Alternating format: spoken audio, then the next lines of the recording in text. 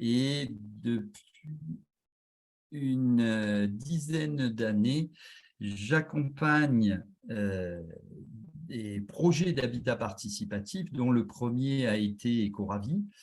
Et aujourd'hui, j'ai souhaité me spécialiser dans les coopératives qui me semble être la forme juridique qui est la plus cohérente et qui donc permet d'assurer au mieux la pérennisation du projet. Voilà.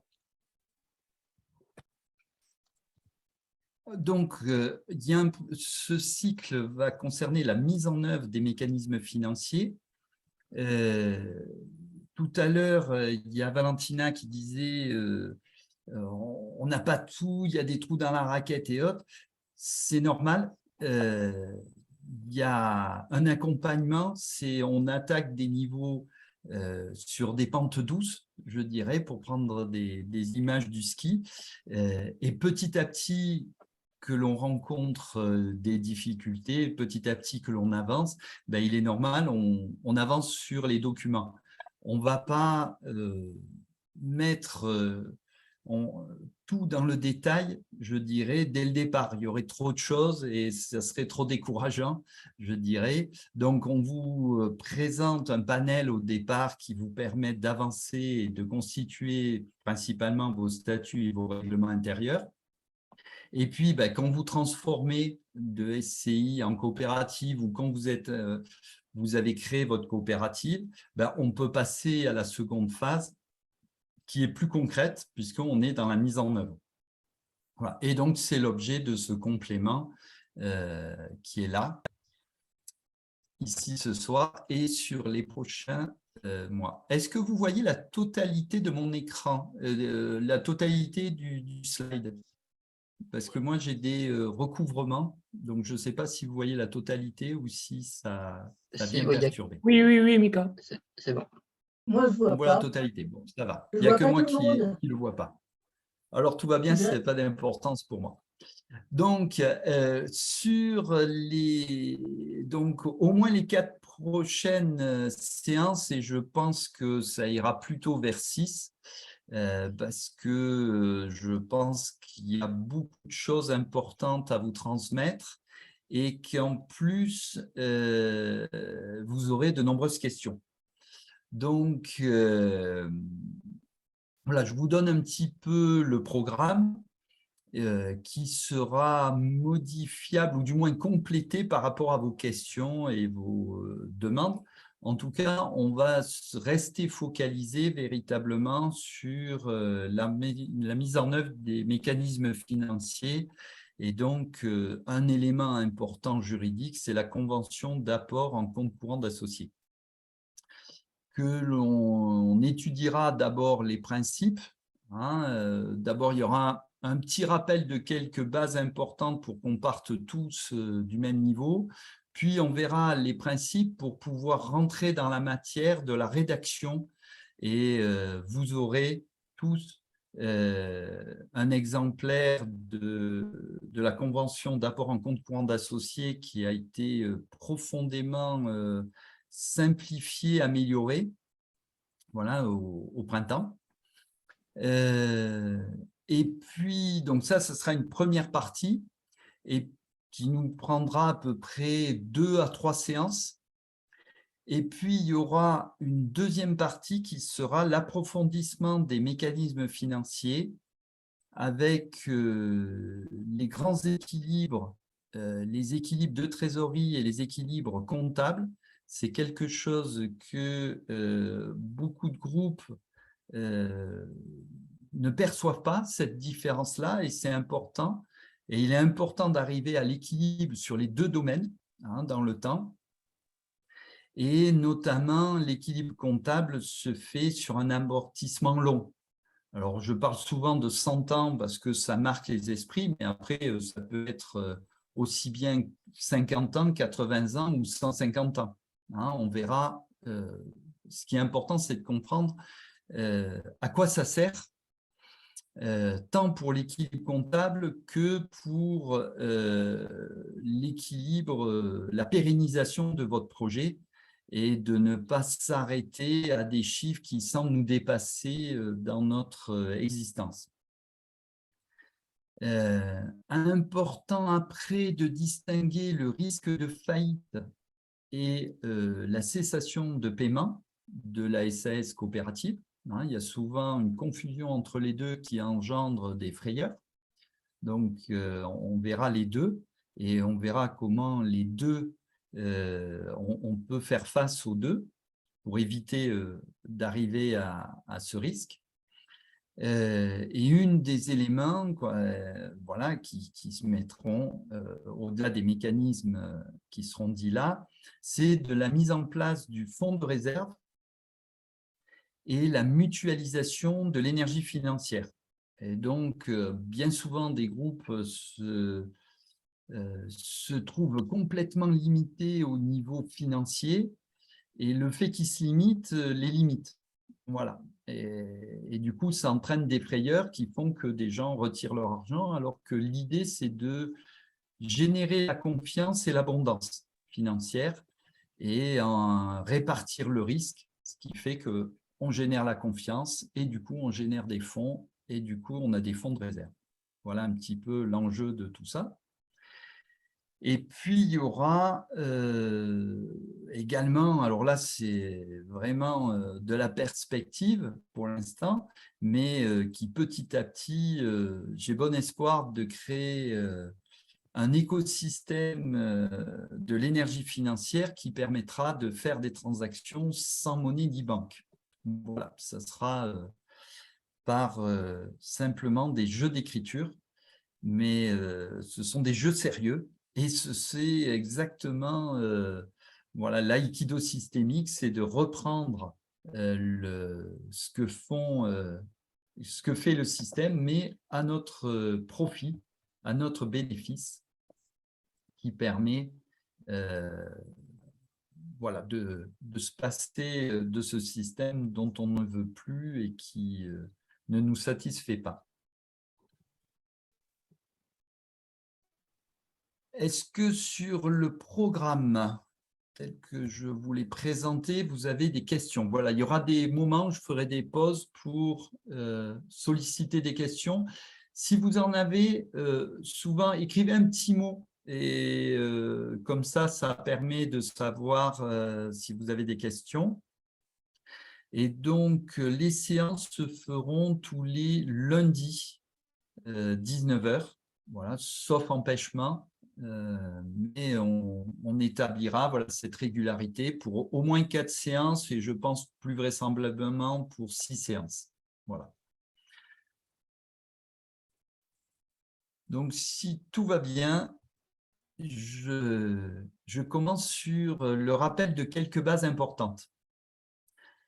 Il y a 4 documents juridiques, je dirais, fondamentaux quand on veut qu'un habitat participatif fonctionne dans le principe de la coopération et donc en coopérative. Il y a les statuts de la SAS coopérative donc, qui sont enregistrés et qui est la membrane extérieure qui est visible de l'extérieur et donc dans lequel où on ne va pas faire trop de novation, on ne va pas faire trop de particularisme, on va essayer de rester compréhensible de notre environnement financier, administratif. Donc, il y a quelques éléments. Le fait de choisir d'être en coopérative est significatif de notre volonté de pérenniser le projet par rapport à notre intérêt personnel financier. Notre intérêt, il est plutôt dans la pérennisation du projet. Voilà, il y a des éléments qui sont posés en gouvernance, mais ça va être surtout dans les modalités où on va faire plus novation et les modalités vont se trouver plutôt dans le règlement intérieur. Pourquoi dans le règlement intérieur? Parce qu'il serait peu compréhensible par les tiers banquiers, administration. Et du coup, s'ils ne comprennent pas, ils vont se méfier, ils vont commencer à vous poser 1000 questions qui finalement ne leur appartiennent pas puisque c'est des modalités de fonctionnement. Ça appartient plutôt au groupe. Voilà. Dans le règlement intérieur, notamment, on va préciser les décisions par consentement. Et puis, les règlements de conflit. Voilà. On va préciser un petit peu pour anticiper les problèmes. Voilà. On verra un petit peu plus. Et puis, donc ça, c'est les 2 éléments de base pour enregistrer, pour créer la SAS coopérative. Il suffit juste des statuts. Le règlement intérieur, voilà, on peut commencer à en faire un et on vous donne une base. Et c'est une base que vous pouvez amender, modifier tout au long de la vie, puisqu'il n'y a pas d'enregistrement, ça vous appartient. Voilà. Ça a beaucoup plus de souplesse. 2 documents complémentaires, c'est la convention d'apport en compte courant d'associé qui précise les modalités financières entre l'associé et la coopérative. Et donc, c'est un élément important de fixer qu'est-ce qu'on apporte, comment nos apports fonctionnent, est-ce qu'on peut en retirer un petit peu en cours ou pas, et surtout comment on ressort, voilà, de là dans l'énergie financière, hein, qui est quand même un élément important à poser. Je dirais que tous les autres éléments sont importants, mais c'est plus difficile d'être dans la contrainte d'imposer à quelqu'un d'être aimable tous les matins. Hein, voilà. L'énergie financière présente quelque chose qui est un peu abstrait et donc on a plus de facilité de le préciser juridiquement. Merci Stéphane. J'ai mon petit gâteau qui est arrivé. Dernier élément, vraiment on a fait un super travail là-dessus, c'est le contrat coopératif. L'occupation du lieu, ce n'est pas simplement un bail. Quand on est client d'une coopérative, normalement, on a des droits et des obligations différentes d'un client normal. Donc, en matière d'habitat participatif, effectivement, ce contrat coopératif va avoir les éléments d'un bail dans la précision des droits de jouissance du logement, mais il va y avoir des particularités. Il va y avoir des particularités parce que en étant dans la coopérative, on n'est pas simplement occupant, mais on est aussi actionnaire. On va avoir des droits particuliers qui sont de participer aux décisions et des obligations particulières qui est justement de participer aux décisions, aux réunions de commission ou de CA, mais aussi de participer souvent aux travaux et à l'entretien du lieu. Donc, tout ça doit être précisé et il va y avoir des solutions différentes d'un locataire habituel. Voilà, il n'y a pas les mêmes droits et il n'y a pas les mêmes obligations. Voilà, c'est ce qui caractérise vraiment la coopérative. On va pouvoir faire des contrats qui sortent complètement d'un bail classique, puisqu'on n'est pas que locataire, on est aussi propriétaire. Donc, c'est normal. Et on attend une participation de chacun. Alors, je voudrais vraiment préciser 2 choses sur les documents juridiques. La première, c'est souvent on me dit « Oula, mais il y a beaucoup de documents par rapport à une autre forme juridique classique. » Oui, c'est vrai parce qu'on veut créer un nouveau monde. On veut créer une autre forme d'organisation sociale. Et c'est sûr que si on veut rentrer dans le monde financier, le droit la loi est déjà prévue pour. Donc, on n'a pas besoin de préciser beaucoup de choses. Hein, le droit qui est dans la concurrence, la compétitivité, la rivalité, tout ça, c'est bien prévu par notre droit. Par contre, quand on rentre dans la coopération, ben là, notre droit est pas très prolixe. Hein, je dirais, il y a très peu de livres, par exemple, qui parlent de la coopérative. Et la plupart des coopératives aujourd'hui ont été dévoyées, puisque dans les coopératives, on rencontre la plupart des banques. Hein. Donc, pour revenir à véritablement ce qui est l'objet d'une coopération et de le vivre vraiment en coopérant entre vous, ben, il est important de préciser un grand nombre de règles dont on n'a pas l'habitude. Et donc, c'est pour ça qu'il faut les préciser. Voilà, pour clarifier tous ces éléments-là, et c'est pas devenir en contrainte, mais devenir en explication, que chacun puisse s'approprier, que les groupes puissent discuter de tous ces éléments-là. Et donc, c'est pour ça qu'il y a beaucoup de documents, parce qu'on change le mode de fonctionnement d'organisation des sociétés. Alors, par rapport à une SCI, c'est vrai que c'est logique.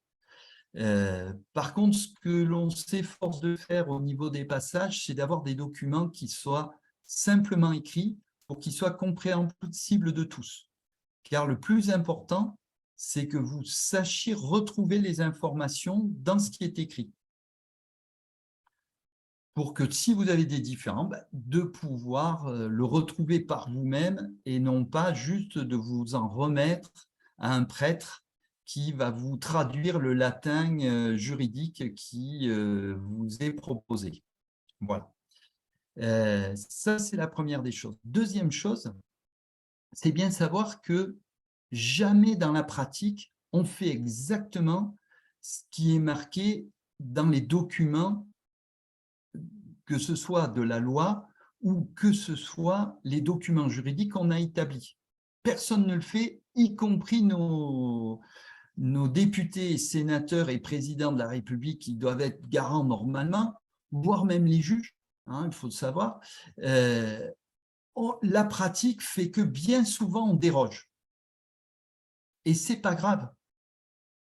Le droit est juste là pour faire un filet de sécurité. C'est-à-dire que si on déroge mais que ça passe, tout va bien. Et on a bien fait de déroger parce que c'était plus pratique de faire différemment.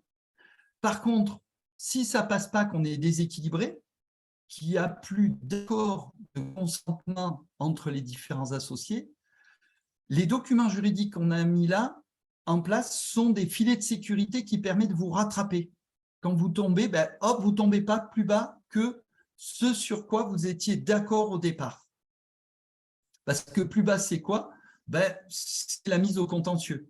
Hein, c'est les procédures juridiques qui vont faire le gras des avocats, qui vont vous faire souvent mal dormir la nuit et qui vont vous coûter très cher en plus, sans apporter véritablement de solution.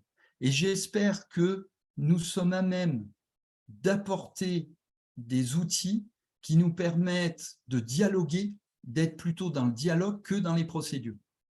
Donc, c'est pour ça qu'il nous faut des filets de sécurité, et que ces filets de sécurité, ce qui est important, c'est qu'ils soient le plus proche de ce que nous pratiquons. Hein, je ne dis pas qu'il faut rester englué dans le filet, parce que sinon, ça limite nos possibles. Et donc, sentez-vous libre, au-dessus du filet, de pouvoir passer un peu différemment, tant qu'il y ait le consensus. Et puis, si à un moment donné, il n'y a plus, hop, le filet de sécurité est là. Mais pour ça, il faut travailler au-dessus du filet de sécurité ou que le filet de sécurité soit en dessous de vous. Et c'est pour ça que quand vous êtes dans un contexte juridique de SAS coopératif qui a été élaboré avec l'expérience des groupes, vous savez que le filet de sécurité, il est en dessous.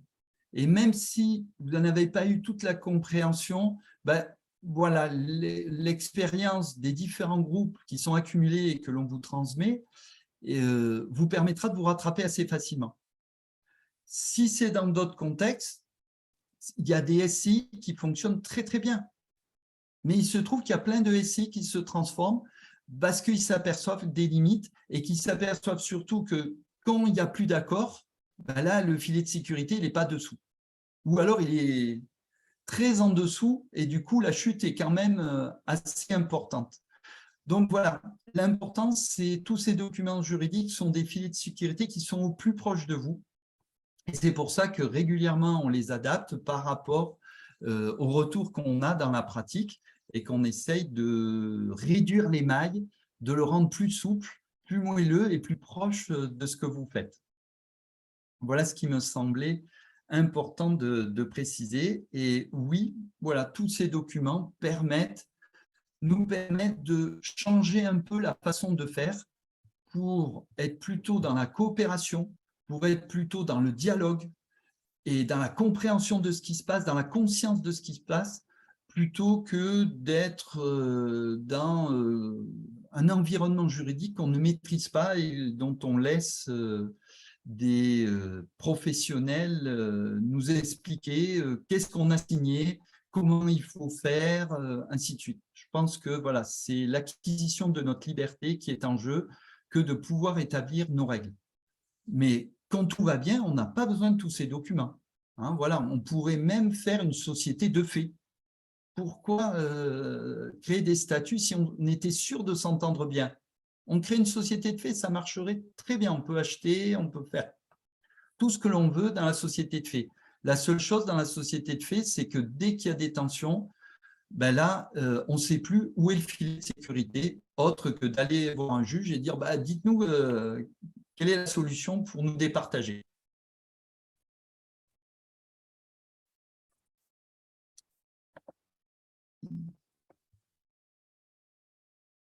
Si je ne vois pas de discussion, je continue, hein, mais n'hésitez pas à mettre des petits commentaires ou de lever une main si vous souhaitez la parole.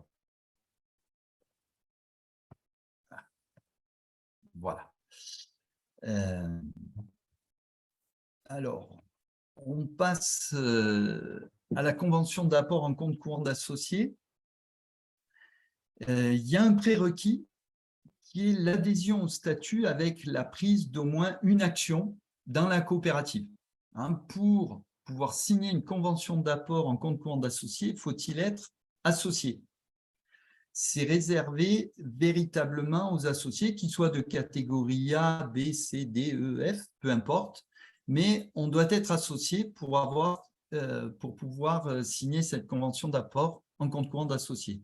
Si on n'est pas associé, soit c'est un prêt, chose que vous savez, il y a un certain monopole des banques qui fait que ça serait interdit de faire des prêts, mais bon, les banques, elles s'intéressent qu'aux grosses sommes, donc elles sont peu intéressées et je ne connais pas d'exemple véritablement de prêt où les banques aient attaqué. Hein, voilà. Et même quand on va en justice avec, ça ne pose pas de problème. Une autre façon de contourner, de dire je n'ai pas fait un prêt, c'est une reconnaissance de dette.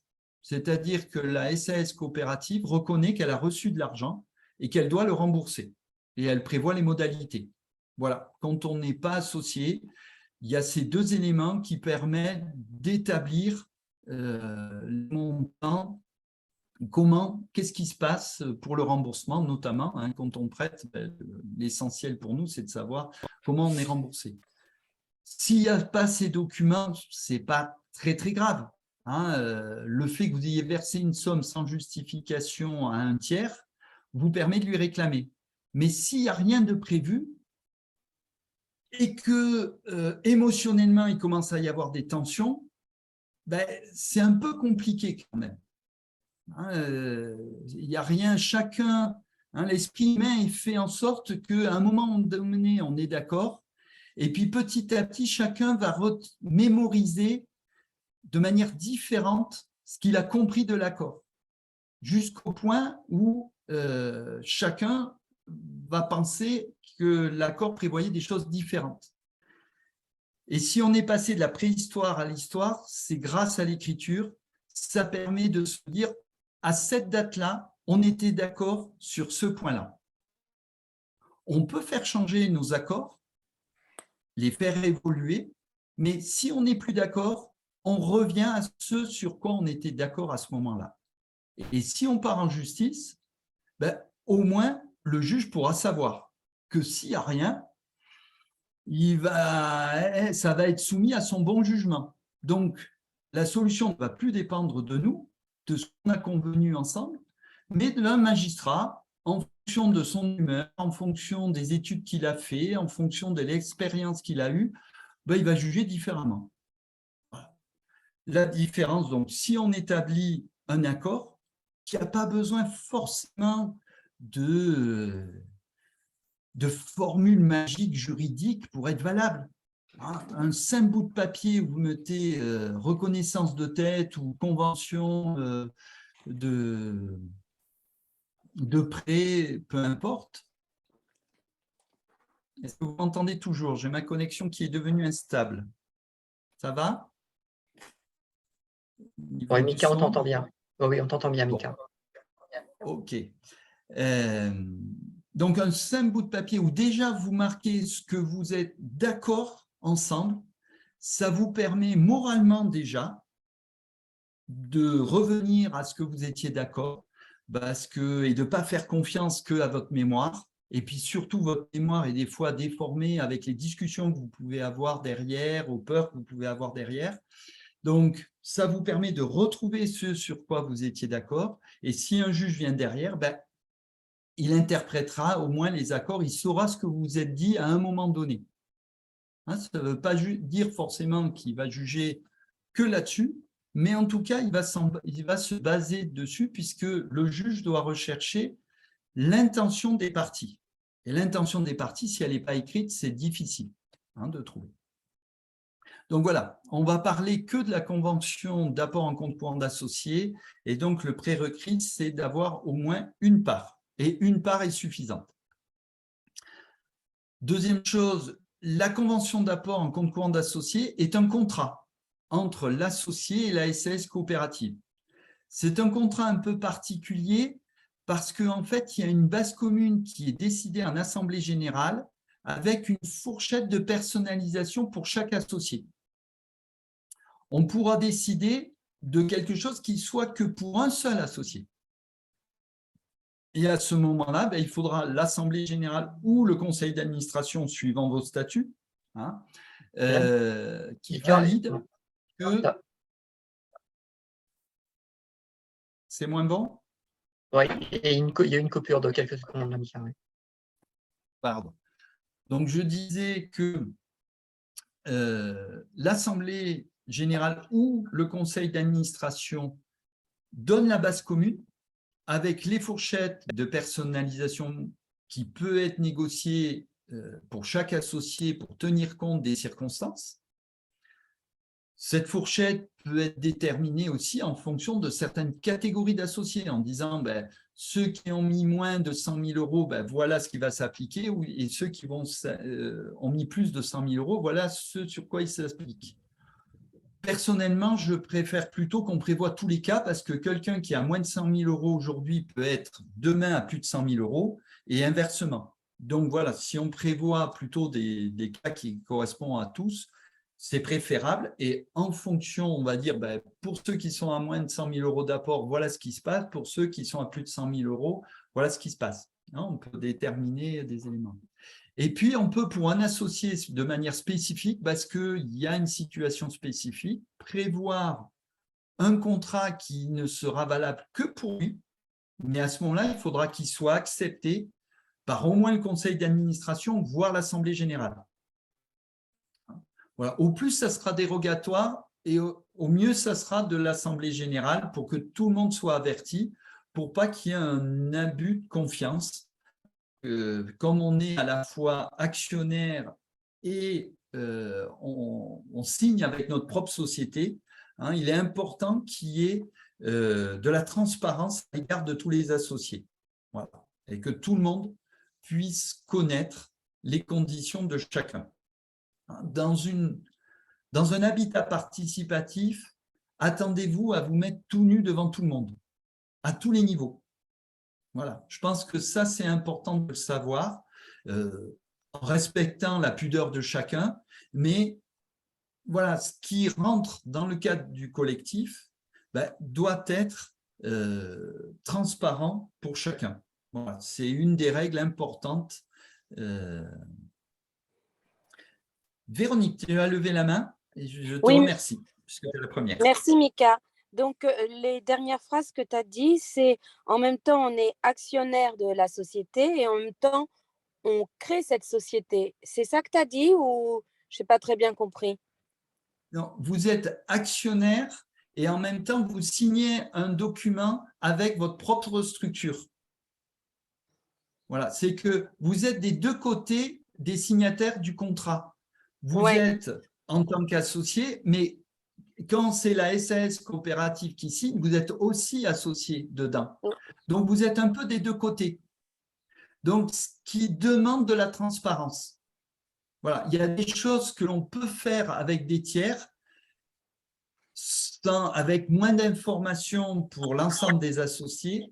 Par contre, quand on est associé dans la structure et que l'on passe une convention, ou qu'on est rémunéré, par exemple, par la structure, on doit, au niveau de l'Assemblée générale, signaler les sommes qui ont été versées aux associés. La loi prévoit une transparence supplémentaire de toutes les conventions qui sont passées entre la société et un des associés. Merci, voilà. Très clair. Merci. Donc, le prérequis, on l'a vu, c'est un contrat et ce contrat, il précise. Alors, on a distingué les contributeurs des associés occupants, donc on va dire les associés de catégorie B, des associés de catégorie A, en sachant que les associés de catégorie A sont contributeurs ou vont devenir contributeurs. Voilà. Donc, et les deux cas sont mis sur le même document. Certains groupes les ont distingués. On fait une convention pour les associés de catégorie A et une convention pour les associés de catégorie B. Je dirais, on a bien fait évoluer le document et aujourd'hui, je crois qu'il est clair, même si on peut mélanger les deux solutions. Mais vous verrez, et puis pourquoi pas distinguer, d'enlever ce qui est spécifique aux catégories A pour les catégories B et voire de rajouter certains éléments. Voilà. Donc, pour les contributeurs, en tout cas ceux de catégorie B, mais pour tout le monde, pour tous ceux qui mettent leur argent, ce qui va être très important, ça va être comment il est remboursé, quelles sont les garanties qui sont amenées pour réellement être remboursé, parce qu'il ne s'agit pas de prévoir juridiquement, OK, le jour où tu demandes, dès le lendemain, on te rembourse la totalité. Faut-il avoir la trésorerie? Et ce n'est pas toujours évident. Donc, ce n'est pas une question généralement de possible ou d'impossible, c'est plutôt une question de temps. Voilà. Dans le temps, ça sera possible, mais pas immédiatement. Donc voilà, c'est pour ça qu'il est important de préciser à la fois l'étalement des remboursements et à la fois les garanties qui sont attachées du fait que ça ne se fait pas immédiatement. Et puis aujourd'hui, avec, là on le sent bien, ça fait 1 an et demi que j'annonce l'inflation, là on en voit directement, véritablement les effets et les conséquences. Et du coup, aujourd'hui, on peut davantage se poser la question de l'indexation. Pour les associés occupants, il va y avoir le calcul du repère d'apport en compte courant d'associés. Quand on n'est pas en coopération, dans les SCI, souvent on demande que chacun apporte la même somme ou que chacun apporte une somme proportionnelle à ce qu'on occupe. Or, pour nous, la coopération, c'est de dire chacun amène ce qu'il a eu la chance d'avoir dans sa vie, chacun occupe ce dont il a besoin, pourvu que le projet puisse se réaliser. Donc, les apports seront différents en fonction des situations. Je vous rassure, c'est à vous d'accepter d'être dans un projet où il y a ces différences et d'accepter qu'une personne rentre avec moins d'apports financiers ou avec plus d'apports financiers. Ça pose beaucoup de problèmes aussi métaphysiques les groupes où il y a un apporteur principal. Les statuts de la coopérative permettent vraiment d'éviter ça, puisque on a mis des garde-fous au pouvoir et au pouvoir personnel et au pouvoir de l'argent. Hein, voilà. Donc, ça permet d'éviter ça. Ceci dit, voilà, il est important d'avoir un repère d'apport en compte courant pour que les gens qui ont mis moins sachent qu'ils ont une dette à combler petit à petit, et on verra comment. Ce n'est pas des obligations de résultats, mais des obligations de moyens. Ils doivent faire leur mieux pour petit à petit arriver à cet objectif, à ce repère. Mais ce n'est pas un objectif dans le sens où, quand on est arrivé à ce repère, ça ne veut pas dire qu'on doit se limiter. On peut le dépasser volontiers et le groupe sera content que ce soit dépassé. Voilà, ce qui permet à d'autres d'apporter moins. Hein, donc voilà, on verra comment on calcule ce repère et on définira voilà, quelles sont les conséquences pour ceux qui sont en dessus ou en dessous de ce repère. Et puis, on va définir pour que la société puisse équilibrer sa trésorerie, il y aura besoin d'un minimum d'épargne mensuelle complémentaire. On a parlé de l'EMC, de l'épargne mensuelle complémentaire au niveau individuel, mais on verra qu'il y a aussi une épargne mensuelle complémentaire au niveau du groupe qui est nécessaire pour équilibrer en trésorerie, pour faire face à toutes les sorties en trésorerie. Parce qu'il y a des sorties en trésorerie qui ne sont pas des charges. Donc, quand vous répartissez toutes les charges, vous pouvez avoir une déficience de trésorerie. Donc, c'est pour ça qu'il est important de définir un minimum sur l'épargne mensuelle complémentaire du groupe dans son ensemble. Et on verra aussi les dispositions en cas de sortie, donc soit volontaire, soit par décès. Hein, voilà. On distingue les différents cas de sortie et là, voilà, c'est là où aussi la personnalisation pourra se faire, notamment en cas de décès, il pourrait y avoir des dispositions différentes puisque le principe, c'est que chacun puisse récupérer l'énergie financière qu'il a apportée. Et je dirais, c'est vraiment, on donne un particularisme à l'énergie financière que je veux souligner, hein, parce que c'est là où on voit qu'on est sur le passage, dans le sens où on veut mettre l'humain en premier et que l'énergie financière soit quelque chose qui soit juste un moyen, mais on s'aperçoit qu'on ne peut pas s'en détacher véritablement. Et quand on ressort, la première chose qu'on me demande, ce n'est pas à récupérer toute l'énergie qu'on a mis dans le potager, ce n'est pas de récupérer toute l'énergie qu'on a mis dans les relations humaines, mais c'est vraiment que notre avoir financier.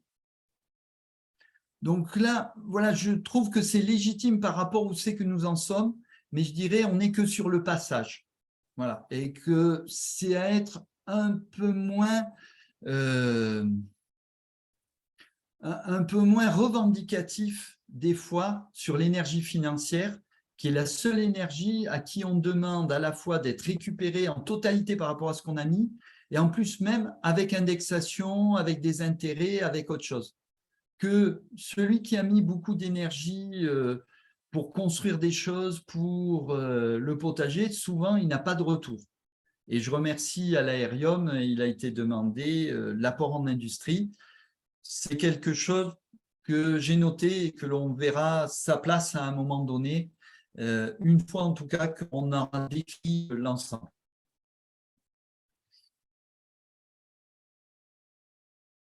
Je vois que... Oula, il y a plein de discussions. Sylvain, est-ce que tu as la possibilité de temps en temps de m'interrompre pour me dire qu'est-ce qu'une société de fait? Eh bien, une société de fait, c'est... il y a 3 individus qui se retrouvent et qui disent tiens, on va acheter ce bien-là et on va prévoir que chacun en met un tiers et quand on se partage à un tiers tous les frais et on se partagera au moment de la revente un tiers du profit. Et ça, figurez-vous que ça se fait énormément pour les marchands de biens. Hein, les marchands de biens, ce sont des agents immobiliers souvent ou des spécialisés, des personnes spécialisées qui achètent un bien, qui font des travaux et qui le revendent. Et des fois, comme pour acheter, c'est un peu trop cher pour une seule personne ou qui veulent répartir le risque, eh bien, ils font ça sans aucune société. Et pourtant, des fois, ça porte sur des achats de plus d'1 million d'euros. Voilà. Société de fait, c'est on crée une société sans l'enregistrer, juste sur un bout de papier. Voilà. Et j'ai vu des sommes importantes en dizaines de millions d'euros se faire comme ça. Aucun enregistrement de société, rien. Fiscalement, pas de problème. Chacun y est pour son compte. Le notaire, ben, OK, vous achetez en société de fait. Voilà, ça se passe très, très bien. Hein, voilà. Donc, ça se passe très, très bien tant qu'on est OK. Et voilà, dans le milieu professionnel, comme dans ces domaines-là, il y a une grande part de confiance qui est nécessaire et qu'on se grille si on ne respecte pas sa confiance sur les quelques professionnels, parce qu'il y en a très peu par région. Du coup, ça marche très bien, même sur des sommes conséquentes. Qui n'est pas déclarée. Voilà, la société de fait, elle n'est pas déclarée, donc elle n'est pas enregistrée, mais elle a sa validité juridique.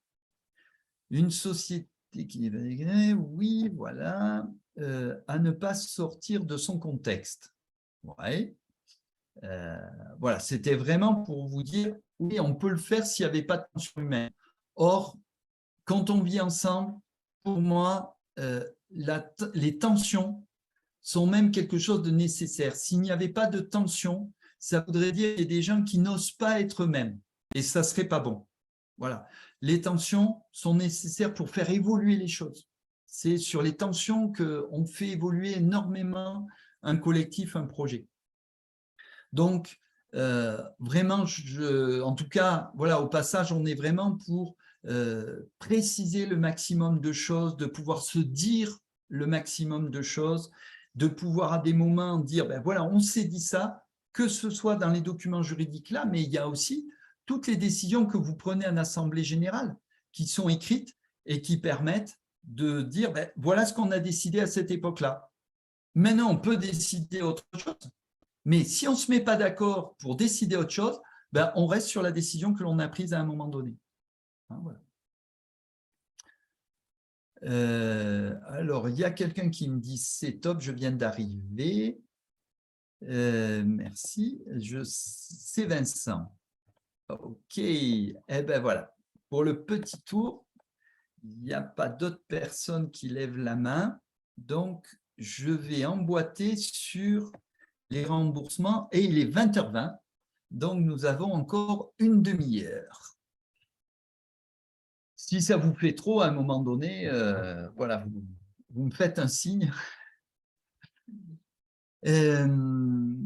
Donc, le remboursement, c'est vraiment sur la convention d'apport en compte courant d'associé, c'est vraiment le point le plus important de départ. Voilà.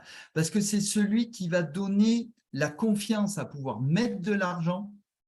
Et puis, ben, si on part, ben, c'est le point le plus important parce qu'on cherche à être remboursé. Et que souvent, il y a eu une perte de confiance individuelle, donc ben voilà, on se rattache vraiment là sur le filet. Et là, le document juridique prend toute son importance.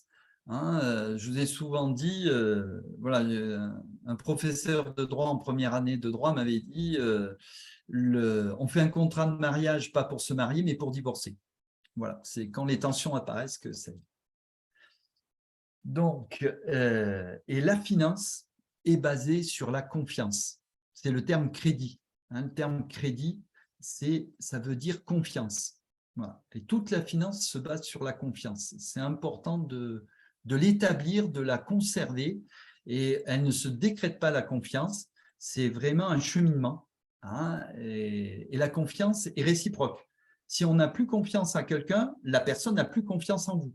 Elle va ressentir que votre manque de confiance, votre défiance, et donc du coup, elle ne va plus avoir confiance en vous. Et du coup, ben, voilà, on est obligé de retomber sur ce qu'on a convenu. Si on ne peut pas retomber là-dessus, ben, soit on sort les couteaux, soit on frappe à la porte des avocats. Donc, pour le contributeur financier, ce qui est important pour lui, pour qu'il ait confiance, c'est qu'il y ait une garantie de remboursement. C'est qu'on mette des choses, pas simplement des intentions, ben, on te rembourse dès le lendemain que tu demandes ton remboursement. Hein, ça, c'est un vœu pieux, je dirais, parce qu'après, il y a la réalité économique. Donc, il va falloir amener des éléments qui nous permettent de garantir que le remboursement se fera non pas dans une obligation de résultat pareil, c'est-à-dire tel jour, telle heure, telle somme, hein, parce que c'est beaucoup trop dangereux pour le projet et il y a trop d'incertitudes pour pouvoir déterminer ça, mais de pouvoir dire, ben, voilà comment ça va se passer, et si ça ne se passe pas comme ça, ben, il y aura des priorités de paiement, on ne pourra pas engager par exemple de nouveaux travaux, et puis si au bout d'un certain temps, ben, je suis toujours, les engagements de remboursement ne sont pas honorés, ben, à ce moment-là, le bien sera mis à la vente, voire à la vente aux enchères, ce qui est un couperet qui obligera le groupe à se mobiliser vraiment pour rembourser. Et en tout cas, voilà, si on vend aux enchères, ben, il y a la possibilité de rembourser la personne qui sort ou les personnes qui sortent. La deuxième chose, c'est pour donner confiance en matière de finances, les banques, c'est la base du principe financier des banques, ben, il faut garder toujours une disponibilité des fonds.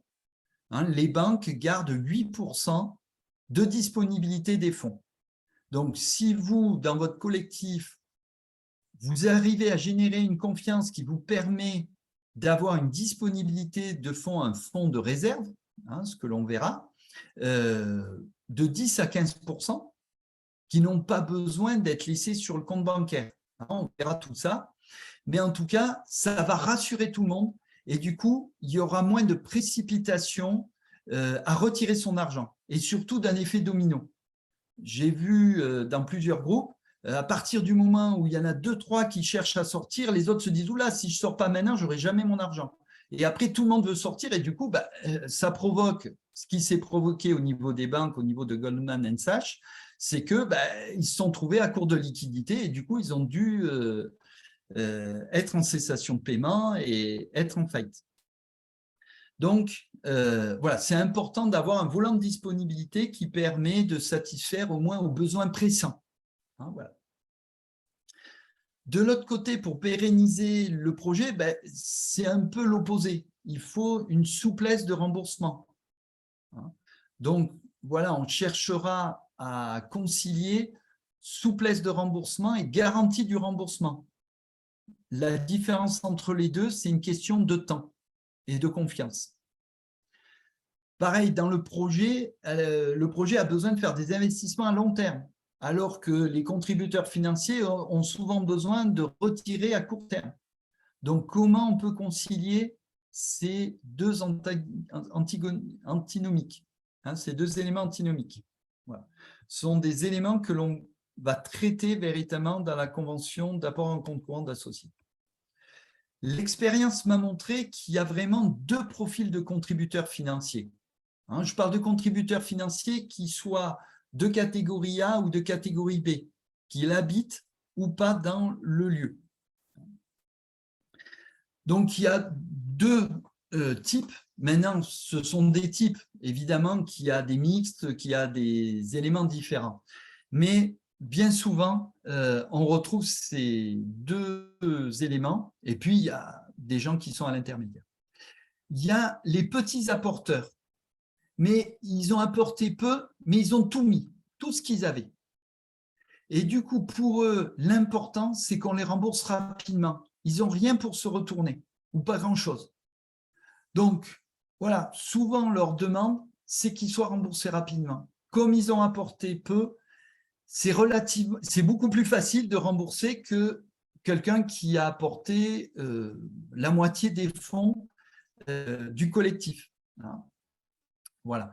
Donc, on pourra satisfaire à ce besoin de remboursement rapide, et ça va le soulager, et du coup, il sera prêt à véritablement tout mettre, et il sera en confiance si en plus on a matérialisé la possibilité de pouvoir le rembourser rapidement par le fonds de réserve.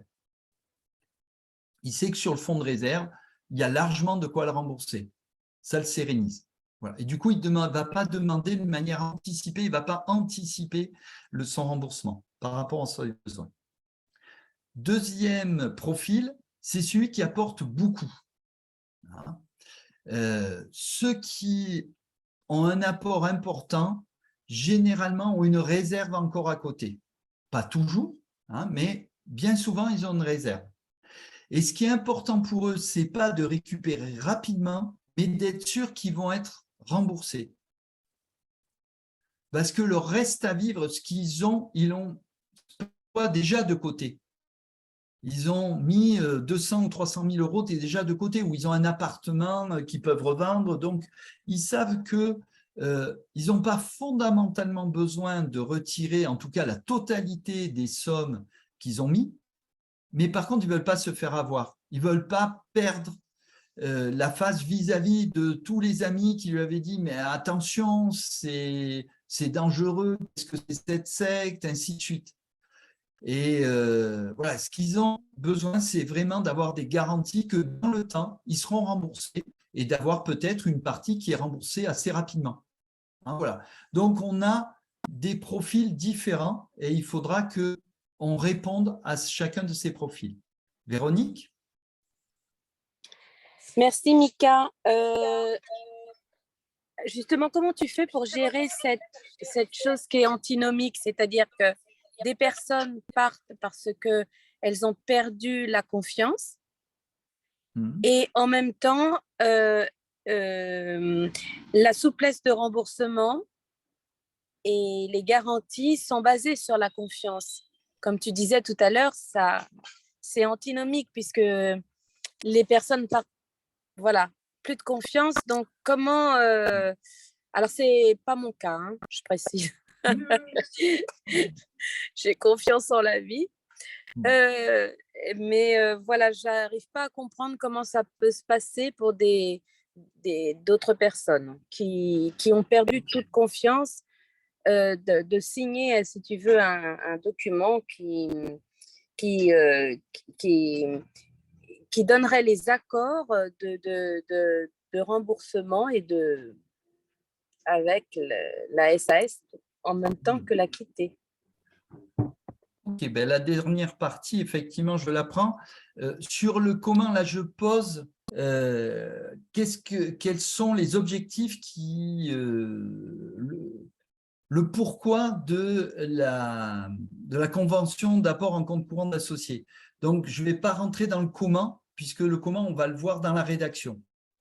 Par contre, la dernière partie, je trouve intéressante, c'est de dire comment on peut signer un accord alors que l'on part.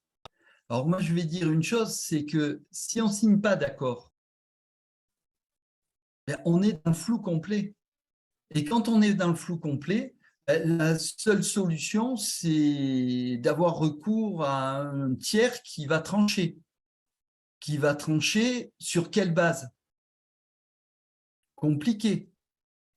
Et généralement, tout ça ne va pas se faire avec gentillesse, va se faire avec des procédures. Les procédures, ça coûte cher, c'est long et c'est incertain, surtout quand il n'y a rien d'écrit. Alors que c'est tellement plus facile. Je pense que ce que l'on veut mettre en place dans les nouveaux mondes, ce n'est pas de dire tout le monde il est beau, tout le monde il est gentil. Voilà, bien sûr qu'il existe des tensions. Mais est-ce que même s'il y a des tensions, on ne peut pas se mettre d'accord? Et si on est d'accord, qu'est-ce qu'il y a de plus important que de se mettre d'accord? Voilà. Si on est d'accord, quel risque l'on prend d'être authentique? Voilà. Si on refuse de signer un accord, soit c'est que les conditions ne sont pas bonnes, et là, à ce moment-là, il faut négocier pour arriver à trouver un juste équilibre. Mais si on est dans les conditions acceptables, à ce moment-là, on se met en position de sniper. C'est-à-dire qu'on attend l'autre tournant. Est-ce que c'est vraiment la posture que l'on veut avoir? Moi, je pense que même dans le désaccord, on peut établir le filet de sécurité sur lequel on est d'accord. Et à partir de ce moment-là, au moins, sera d'abord beaucoup plus de valeur juridique que rien, parce que le rien, c'est l'interprétation libre du juge.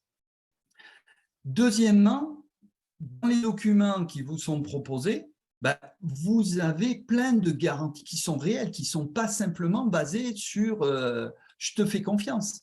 Hein, quand je parle de garanties, c'est vraiment des vraies garanties. Voilà. Et qui sont sécurisées par le fait que vous restez actionnaire, en plus. Voilà.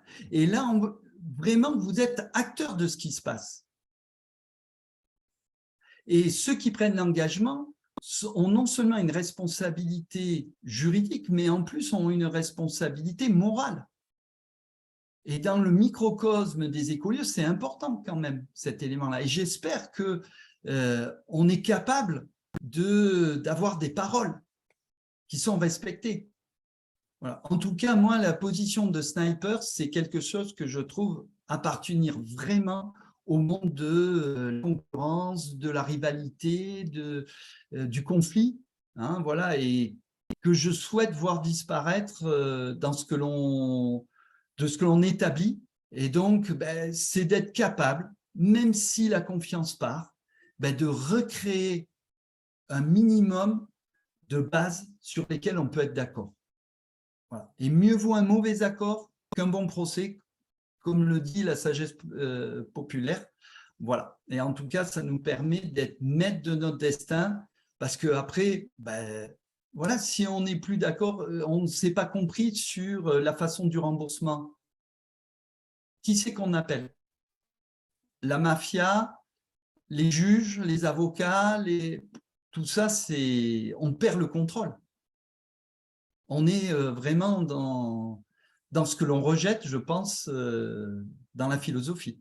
Donc voilà, je pense que vraiment, il est important d'établir des accords, même qu'on ait des accords. Aujourd'hui, là, je suis, voilà, ce matin, il y avait des tensions dans le groupe parce qu'il y en a qui veulent partir, il y en a plusieurs qui veulent partir, qu'aujourd'hui, il n'y a pas d'argent.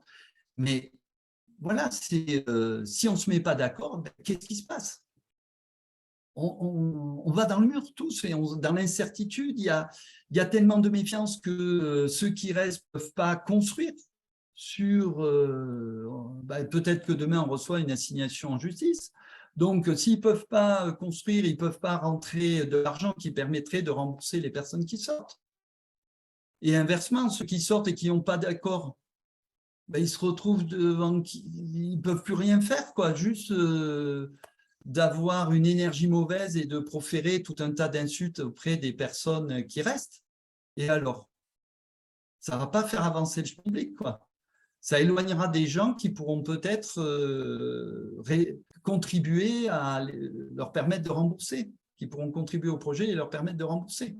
Voilà. Donc, voilà, pour moi, c'est clair que mieux vaut arriver à un mauvais accord que à rien. Rien, c'est vraiment la porte ouverte à n'importe quoi. Pas à tout, mais à n'importe quoi. Voilà.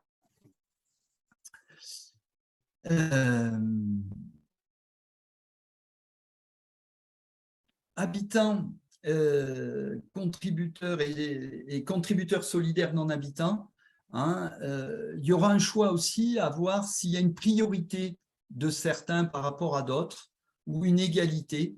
Voilà, ça sera à préciser dans la convention d'apport en compte courant d'associés.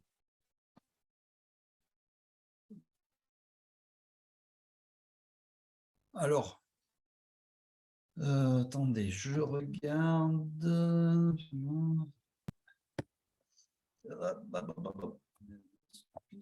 Hop. Alors, est-ce que vous souhaitez qu'on fasse encore un ou deux slides ou qu'on s'arrête là pour ce soir? Comment vous sentez votre énergie? Nous, on est partant pour encore un ou deux slides. C'est Moi bon? aussi, Mika, et merci de ta patience à expliquer les choses et ta disponibilité. Volontiers, moi, je souhaiterais tellement qu'il y ait plus de joie créatrice. Voilà ce que je vous dis. Et j'œuvre vraiment dans ce sens-là. Voilà, plutôt que d'être dans la méfiance, des choses comme ça, quoi. Voilà. Hein, mais c'est vraiment ce qui me nourrit.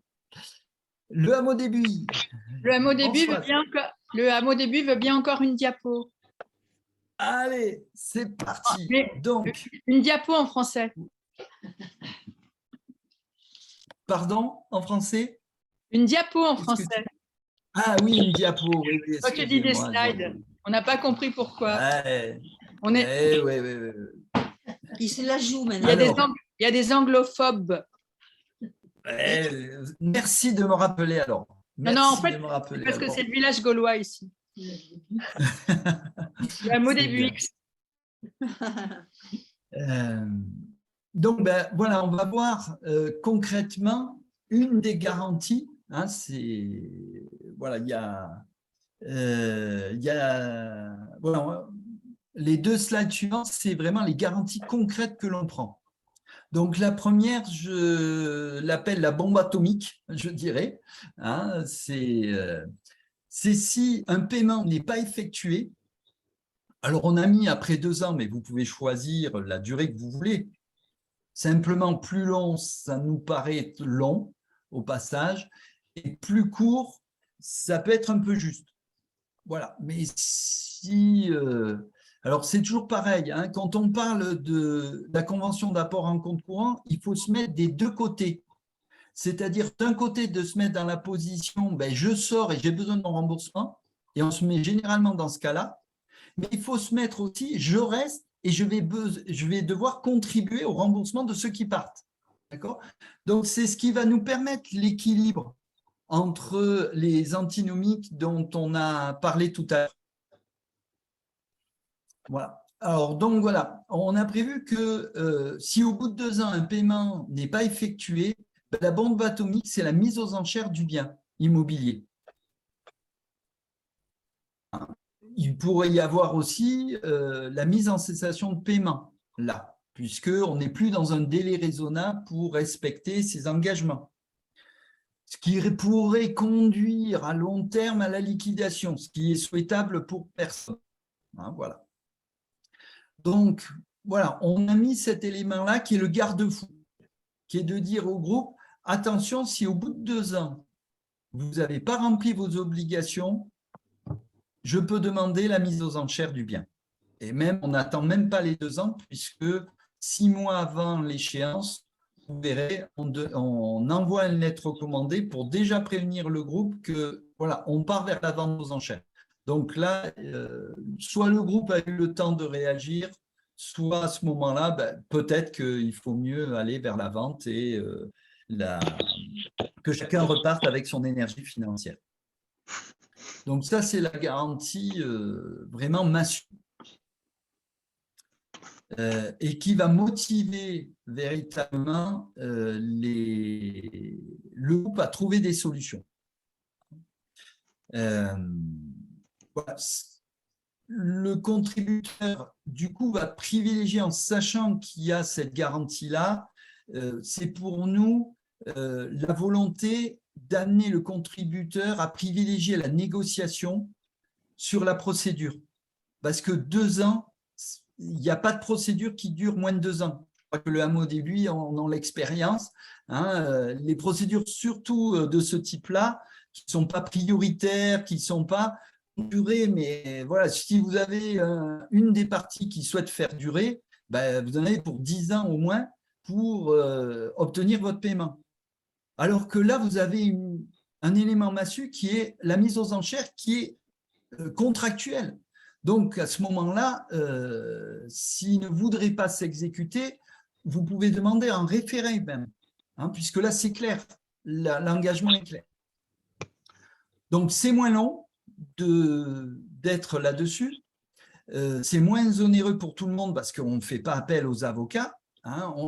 Également, il faut savoir que si on passe par un juge, il va y avoir une mise en cessation de paiement. Une mise en cessation de paiement, qu'est-ce que c'est? C'est on bloque toutes les dettes antérieures. Donc, si vous êtes actionnaire, vous avez une dette antérieure. Parce que le juge va dire, on va voir pendant 6 mois, voire pendant 18 mois, est-ce que déjà la société est capable de payer les nouveaux créanciers? Et puis, on va nommer un administrateur judiciaire qui va, s'il n'y a plus la confiance, va remplacer le gérant. Mais bien évidemment, il va se faire payer, lui. Hein. Et puis, au terme de ça, l'administrateur va dire soit non, ce n'est pas possible de rembourser les créances antérieures et on prononce la liquidation. Et donc là, il va y avoir une deuxième personne qui va arriver, qui est un liquidateur judiciaire, qui va vendre les actifs et prendre un gros pourcentage dessus. Hein. Et tout ça va prendre énormément de temps et va coûter fort cher. Voilà ce qui se passe si on ne passe pas par un accord. C'est pour ça que vraiment, c'est dans l'intérêt de tout le monde de passer dans un accord. Voilà. Et puis surtout, quand il va y avoir toutes ces procédures déclenchées, là, vous pouvez être sûr qu'il n'y a plus aucun personne qui va venir pour habiter en mettant de l'argent ou comme contributeur solidaire. Hein, voilà, vous bloquez complètement l'évolution du projet. Donc, ça va à l'encontre véritablement, c'est contre-productif à la fois à court terme, parce qu'il n'y a pas de solution qui va pouvoir se déclencher dans le contexte conflictuel qu'il y a avec des procédures, et à long terme, puisqu'il y a une forte risque de perte de l'actif du fait de tous les frais de justice que ça va engendrer. Deuxième garantie, ah non, elle était avant, encore, ça me semblait. Voilà. C'est la priorité des paiements. Hein, les décaissements de la coopérative, c'est prévu dans la convention d'apport en compte courant d'associés, vont être priorisés. C'est-à-dire que tout l'argent disponible au moment où la personne demande à sortir, mais aussi tout l'argent qui va rentrer avec les loyers, avec différents éléments, vont devoir en priorité contribuer aux charges du logement, de la gestion, des travaux d'urgence.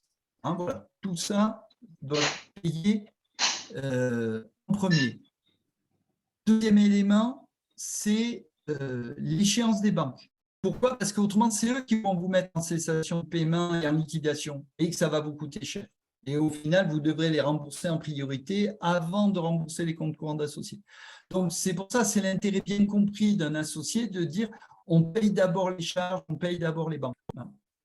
Après, il y a une question de responsabilité, c'est de maintenir son argent le temps qu'on ait payé les travaux qui ont été votés par lui.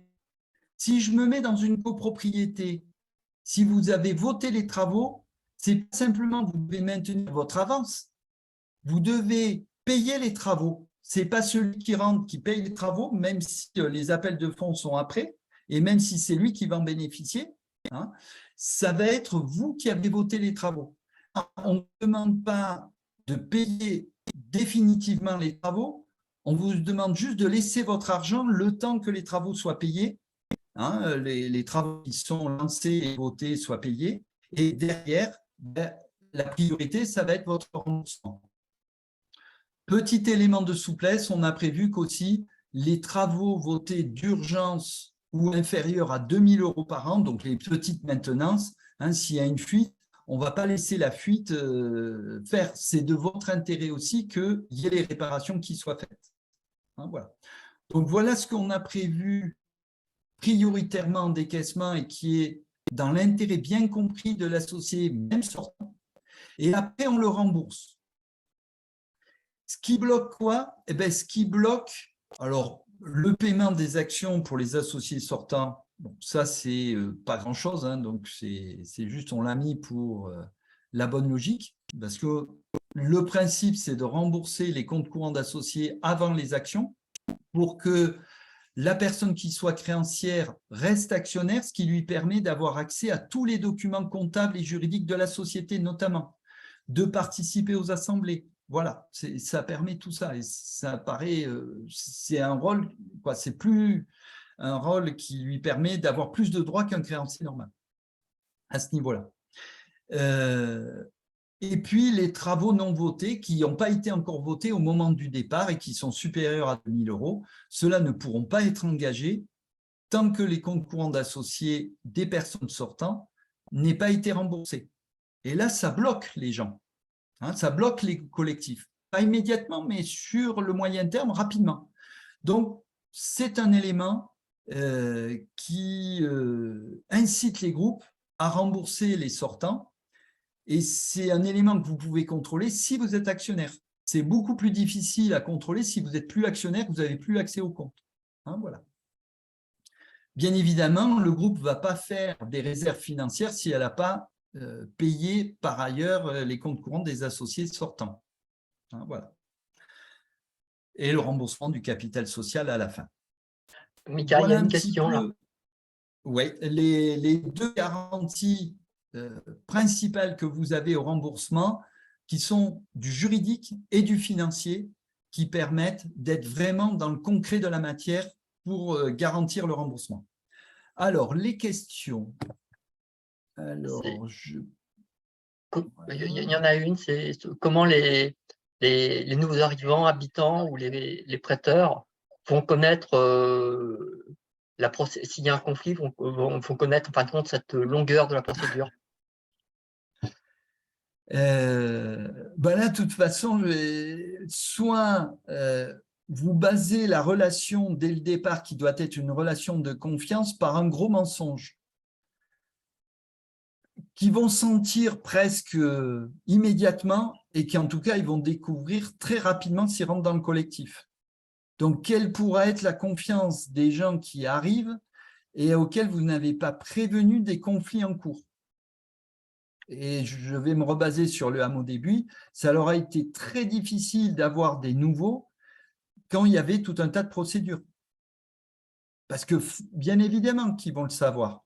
Et on est dans un microcosme, même si on tourne dans ce monde-là et qu'on a l'impression que toute la société est en train de basculer sur les habitats participatifs, dans la réalité, pour moi, il n'y a pas plus de 3 000 à 4 000 personnes qui habitent réellement dans un habitat participatif, et il n'y a pas plus de 20 à 30 000 personnes qui s'y intéressent réellement. Donc, rapidement, les choses se savent. Hein, voilà. Et la durée de la procédure, comment savoir sa durée? Ben, personne ne le sait. Alors vraiment strictement personne, parce que des fois, même aujourd'hui, pour avoir le jugement d'une décision qui a été prise, des fois, il faut 6 mois, voire 1 an. Même quand on est d'accord pour arrêter une procédure, combien de temps? 9 mois? Même 10 peut-être? Voilà. Au début, quand ils se sont mis d'accord pour arrêter la procédure, on a signé un document transactionnel, on a remis au juge 10 mois pour avoir le jugement qui arrête les procédures. Donc, voilà, aujourd'hui, les procédures, et s'il y a un avocat qui veut faire prolonger la procédure en reconcluant, en soulevant de nouveaux arguments et autres, les 10 ans, vous les avez facilement. Hein, voilà. Donc, au niveau des procédures, c'est très difficile. On sait quand est-ce qu'on commence, on ne sait pas quand est-ce que ça se termine. On a toujours l'espoir de comment ça va se conclure. Et dans les faits, c'est rare que ça se conclue réellement comme on souhaiterait. Voilà tout ce que je peux dire sur les procédures. Est-ce qu'il y a une dernière question, une ou deux questions pour terminer?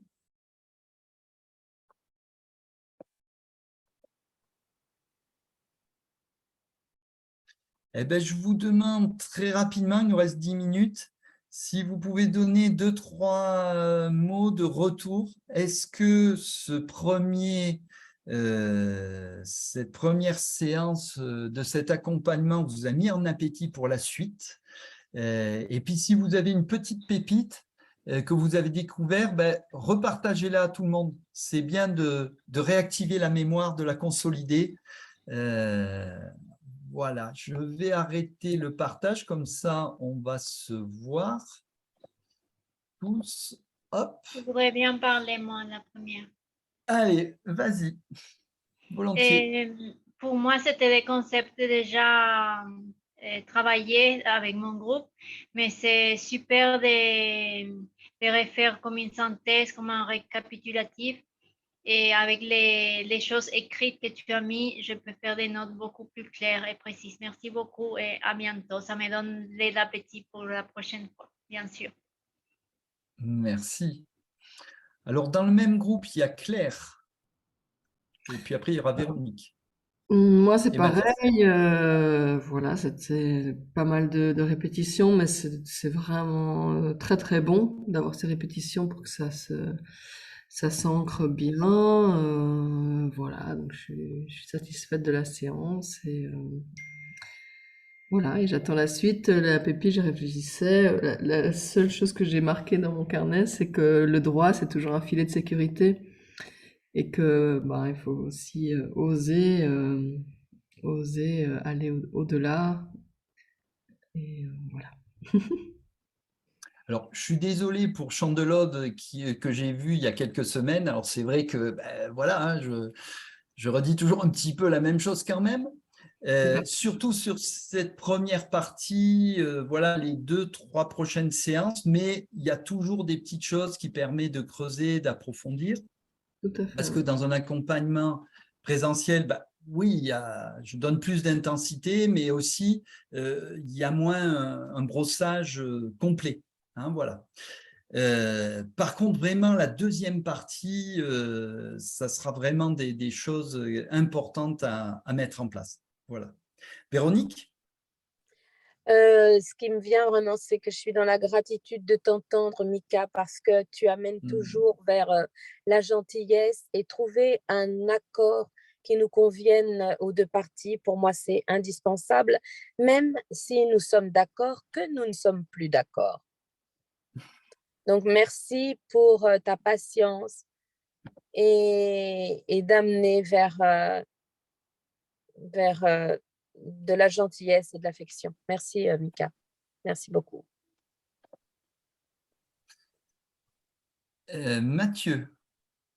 Mathias, pardon. Hop là, pardon. Oui, mais merci aussi, gratitude à toi, Mika, et au passage, d'avoir été là aussi au cœur de la tempête. Et c'est là où on peut voir aussi dans les accompagnants la qualité de présence qui joue beaucoup dans le fait de redynamiser les liens, les possibles, là où parfois certaines personnes n'arrivent plus à voir l'horizon, de sortir d'une impasse, ce qui peut être perçu pour une impasse pour certains. Et oui, tu as su te positionner clairement, et ça peut être aussi un bon témoignage pour ceux qui sont dans la naissance d'un groupe, et pour d'autres qui vivent aussi des orages. Et moi, je le vis positivement. Et je pense que c'est un effort de toutes les parties, de tout le monde, de rester dans cette conscience de l'alpha et de l'oméga. Et c'est ce qu'on dit dans le tantrisme, c'est l'union au cœur de la séparation. Ça marche autant que quand on crée le projet, que quand on on se désaxe d'un alignement initial. Voilà. Et donc, gardons confiance dans le processus de la vie, que ce soit écrit ou pas, mais il y a la confiance à plusieurs degrés, et l'expérience que l'on vit là nous invite à l'explorer sous toutes ses facettes. Donc, merci encore, et merci pour l'accueil, de continuer. On continue d'apprendre même en sortant, et on recréera d'autres choses. Et voilà, merci. Maintenant, c'est touchant, je vous remercie, et c'est fort parce qu'effectivement, je sais que la situation est compliquée. Voilà. Il y a Catherine aussi dans notre collectif. Oui, eh ben, si elle peut intervenir. Oui, de ma part aussi, merci Mika. Ça donne vraiment de l'espoir de t'écouter. J'étais un peu en parallèle avec mon fils ici, je ne pouvais pas tout bien suivre. Je vais encore écouter l'enregistrement, mais j'ai très senti ta présence justement pour nous, de nous passer des clés, des bonnes paroles, et ça fait vraiment de l'espoir qu'on peut y arriver et trouver les bons moyens pour se mettre d'accord, que c'est ça le plus important. Voilà, c'est ça, on veut créer un nouveau monde et même en étant voilà, un groupe qui se sépare, justement en se séparant bien et pas aller envers les méthodes de l'ancien monde, entre nous quand même y arriver. Ça sera déjà quelque chose qu'on crée en fait pour aller envers autre chose. Merci. Super. Est-ce que le hameau début, maintenant je reprends un petit peu, s'il y a quelqu'un qui veut s'exprimer et qui n'hésite pas en popcorn, et sinon ben voilà, je fais l'horizon, donc le hameau début, et après il y aura Émilie et André. Vas-y. Eh bien, merci Mika. Que ce retour sur les fondamentaux m'ont conforté dans ce que j'avais déjà compris. Donc maintenant, je suis et nous sommes impatients de passer aux exercices pratiques, si j'ose dire. À bientôt. Quelqu'un d'autre veut s'exprimer là, vraiment? Oui, moi j'ai envie de dire quelque chose. Oui, et j'ai envie de dire que je suis vraiment, comment dire, hyper touchée par le réalisme, en fait, que tu mets dans ce que tu nous dis, et l'horizon, je veux dire, idéaliste. Enfin, voilà, c'est vraiment sympa de faire le lien entre les deux, quoi. Moi, ça m'intéresse beaucoup. Moi, je vais oser une petite critique, hein, je suis désolé, il en faut un. Bonjour à tous. Ça m'évitera de pleurer. C'est justement les bonjours peut-être qui, enfin j'ai trouvé, j'ai l'impression que ça durait 3/4 d'heure et je ne sais pas si c'est peut-être un peu long. Faire un bonjour général comme ça, je sais pas. Ah oui, tu veux dire le petit tour, ouais. Ah, ça permet d'attendre et puis de se connaître, parce que l'idée aussi qu'il y a derrière, c'est de tisser du lien entre vous, entre les projets. Voilà. Donc, voilà, ça permet de mieux se comprendre. L'aérium, avant de partir, est-ce qu'ils veulent vite faire... Ils ont envoyé un petit message, mais si Jérôme, tu veux... Voilà, avant de partir, avec Patrick. Ouais, bah écoutez, bon, juste, moi, je connais beaucoup de choses de ce que tu as partagé. Donc pour moi, c'était des choses connues, mais je sais pas, Patrick aussi. On attend la suite avec impatience, on va dire. Voilà, et content de voir sur la fin les précisions sur les priorités et tout. Là, on voit qu'il y a vraiment de la matière qui a beaucoup de valeur. Et voilà, content de découvrir la suite de tous vos travaux. Ouais. Merci Ravi de que ce votre soit bien présence. structuré et merci de présenter toujours aussi bien. Émilie et André. Pour nous, c'est une immense gratitude de participer ici. Ça fait 1 an qu'on a connu le passage et la possibilité d'un SAS coopératif dans une visio comme celle-ci, exactement dans la même dynamique. Et ça nous avait rentré dans la tête. Et après 1 an, on vit dans un collectif, un SAS coopératif avec Mika. Et cela montre aussi que nous sommes un exemple de personnes qui a pu faire le pas grâce au système juridique et financier d'équilibre économique. Nous sommes jeunes, nous étions en voyage.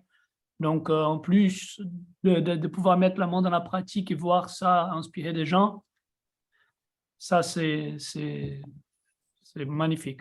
Donc, merci beaucoup. Tu veux dire quelque chose? Ouais, non, merci, beaucoup de gratitude et ouais, qu'on est très heureux de ça et qu'on a très envie de s'impliquer dans tout ce mouvement qui nous fait vibrer et qui fait énormément de sens pour nous. Donc, merci beaucoup. Courage, courage. Super. Éco-Ravi, je vais à Dominique, il a son micro ouvert, et après Alette. Attends. À moins que... Est-ce que là, on m'entend? Oui. Oui. Ouais. Alors moi, moi, je suis super content.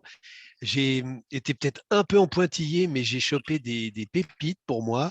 J'adore comment tu tu mets des mots sur des trucs que nous faisons et tu baptises ça autrement. Par exemple, l'EMC du groupe, là, pour moi, ici, on fait du fléchage vers les travaux, vers les trucs comme ça, on fait du fléchage. Toi, tu parles d'EMC, moi je trouve ça d'épargne mensuelle du groupe, je trouve ça super marrant, on comprend qu'on fait ça perso et au groupe aussi, et que les travaux qui sont décidés quand on habite une copro sont payables par le partant.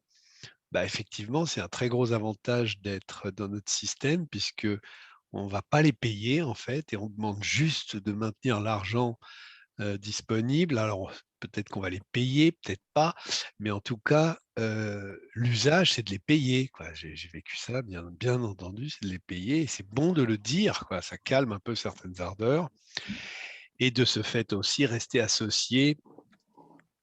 On reste maître de sa propre situation plutôt que mendiant à l'extérieur du groupe. Donc, moi, la souveraineté, pour moi, est un immense chemin à conquérir sur Terre. Et l'habitat groupé nous aide à ça. Et là, c'est très, très pratique. Tu veux te barrer, mais surtout reste associé, quoi. C'est très simple.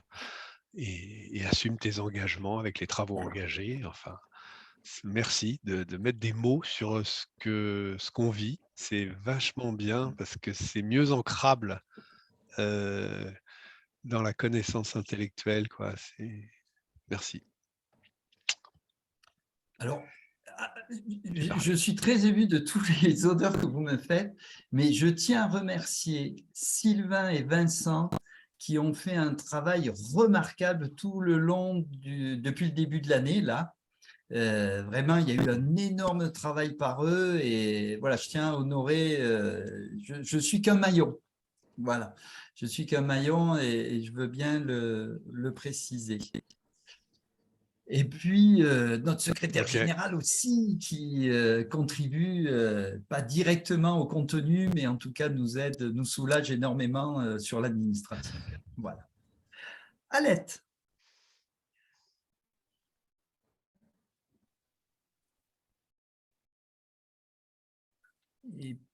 Eh bien, on voit l'importance du temps, mais du temps humain, pas du temps d'Internet. Du temps pendant que les humains vivent et qui peuvent avoir besoin de quelque chose pour vivre.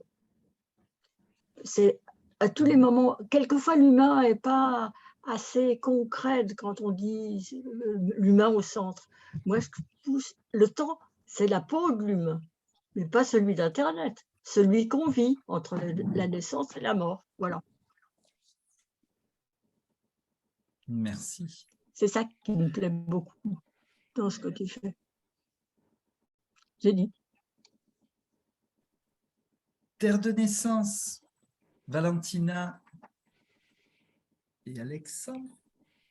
Merci, toujours aussi joyeux de voir toutes les démarches de chacun et puis effectivement de rentrer dans le concret avec des documents. Moi, j'aurais une suggestion, je ne sais pas si c'est faisable, mais ça pourrait peut-être permettre de réfléchir ou d'anticiper en tout cas des questions, c'est si on pouvait avoir les documents un peu avant la réunion.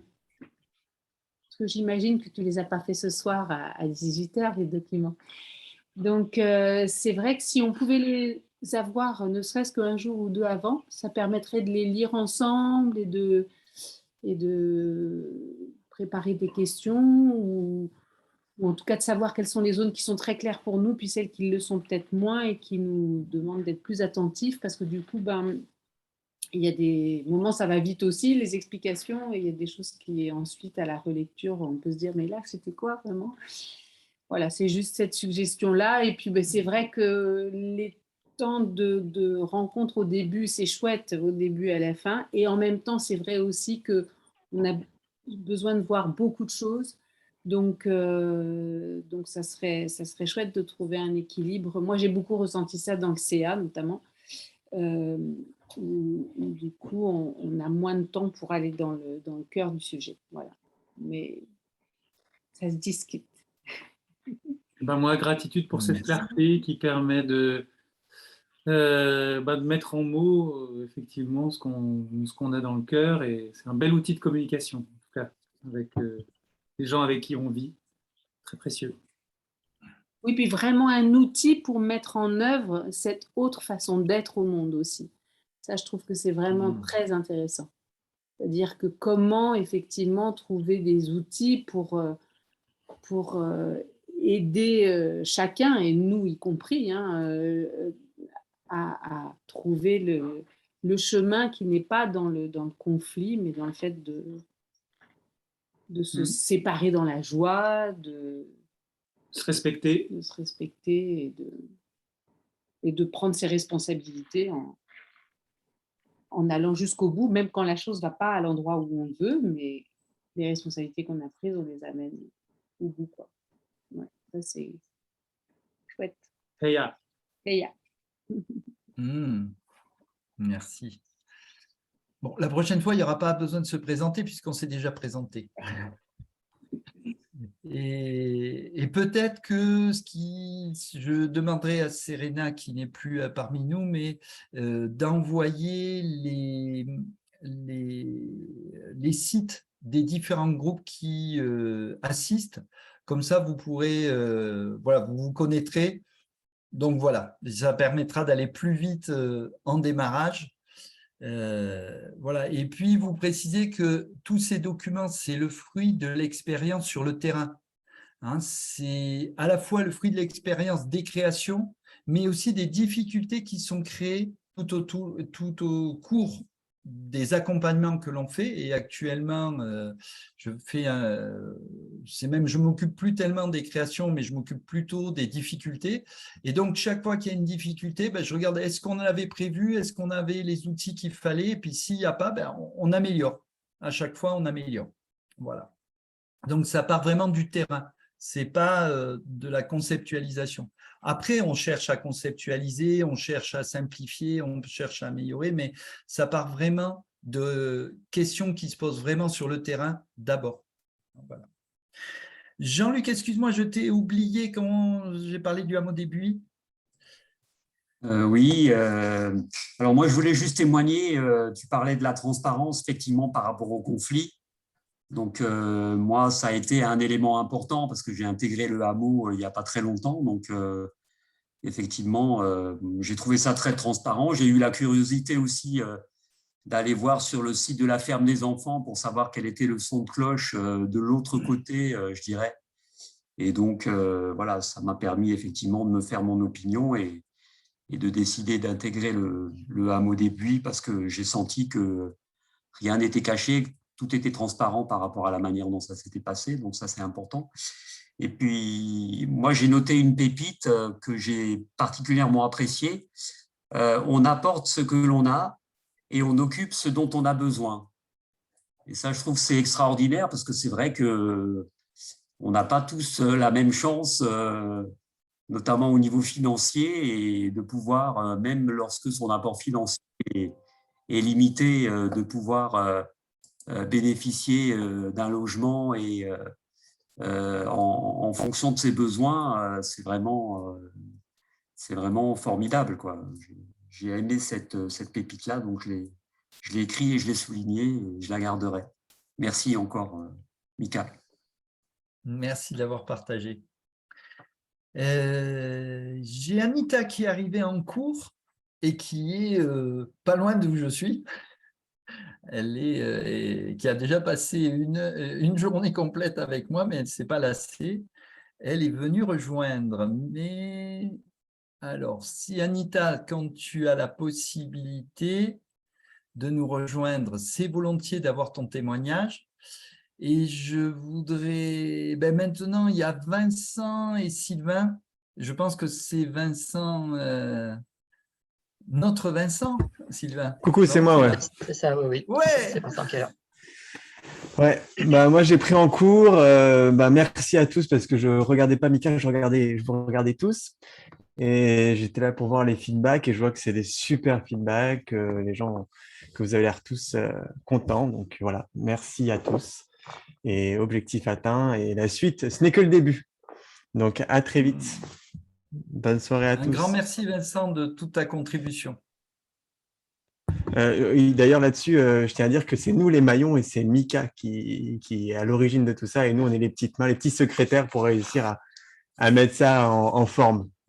On est les traducteurs de Mika. Je sais qu'il y a des anglophobes, il y a des Mikaphobes. Nous, on traduit le Mika.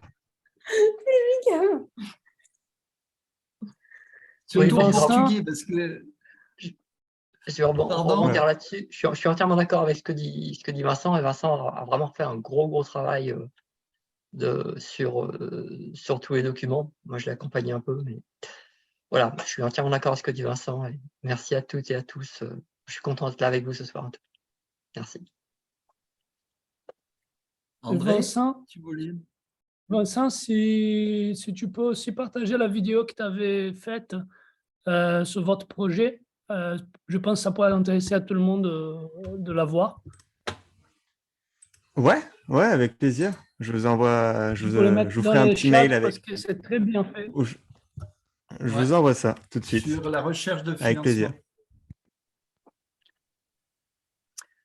Eh bien, nous arrivons au terme, il est 21h12. Vous voyez la symétrie.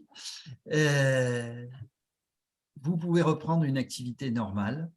C'était juste un petit passage. Je suis vraiment désolé de cette lumière avec des projecteurs pour m'éclairer dans un couloir. C'est vraiment des conditions assez, pas des plus favorables.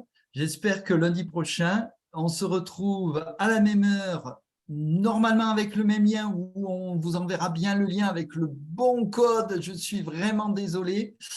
Et pour la suite, voilà. Et éventuellement, on va travailler avec Vincent et Sylvain, savoir quels documents on peut vous envoyer par avance. Mais on a besoin aussi d'avoir capté votre attention. Et si vous savez déjà tout ce que je vais dire, puis moi-même, je ne sais même pas toujours ce que je vais dire 5 minutes avant. Donc, c'est difficile d'anticiper. Je vous embrasse. Je vous souhaite une bonne soirée. Émilie et André, après-demain. Et à tous, un grand merci. Le Hameau des Buis, j'attends votre retour pour venir vous voir. Mathias, Véronique, merci d'être venus, même en étant sortant. Je trouve que c'est courageux et superbe. Vraiment, amitié à tous parce que vraiment, je vous aime. Et puis, alors, vraiment, m'avez fait un retour. Je peux vous dire que dans mon cœur, c'est waouh! Un grand merci, ça me donne plein d'énergie et cette force de continuer à creuser vraiment la coopérative. On me reproche des fois de dire mais pourquoi tu fais que la coopérative? Il y a tellement à voir, il y a tellement à travailler dessus parce que ça sort tellement des standards que je pense que j'en ai pour toute une vie à travailler là-dessus et vous apporter de plus en plus de choses et avec de plus en plus de personnes qui contribuent également à la contagion joyeuse des cultures coopératives au service du vivant. Je l'ai placé. Bonne soirée. Bonjour Françoise. Bonjour.